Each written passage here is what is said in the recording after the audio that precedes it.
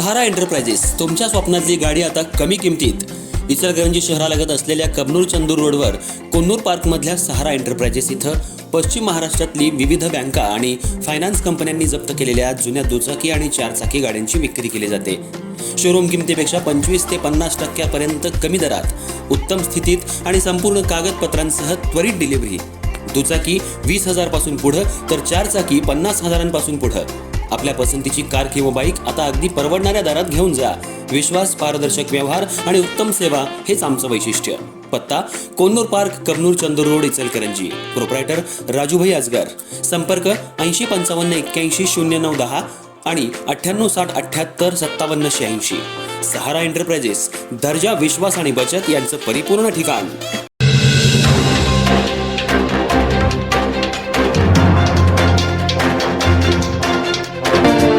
तुझ्याकडील mobile आणि पैसे मला काढून दे अशी दमदाटी करत तरुणाला बेदम मारहाण करून लोखंडी घणानं हल्ला केल्याची धक्कादायक घटना उघडकीला आली होती.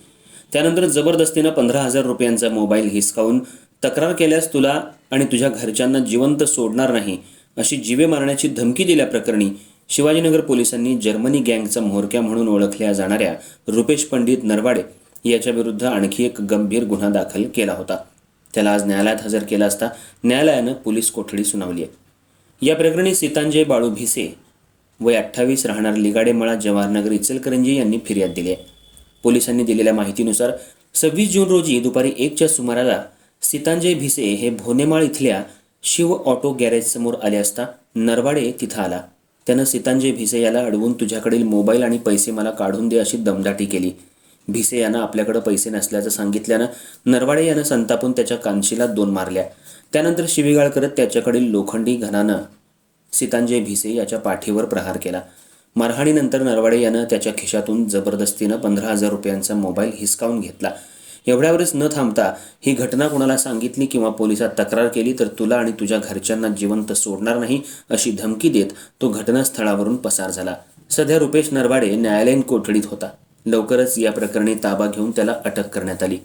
दरम्यान काही दिवसांपूर्वीच रुपेश नरवाडे याच्या विरुद्ध जबरी चोरी, मारहाण, धमकावणं आणि दहशत माजवण्याचे गंभीर गुन्हे दाखल झाले होते.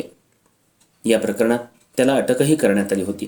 तपासादरम्यान समोर आलेल्या माहितीनंतर आता या घटनेतील पीडितांनाही पुढे येत फिर्याद दिल्यानं नरवाडेच्या अडचणीत आणखी वाढ झाली आहे. पोलिसांनी रुपेश नरवाडे याला अटक करून न्यायालयात हजर केलं. न्यायालयानं त्याला पोलीस कोठडी सुनावली आहे. अधिक तपास पोलीस करतायत.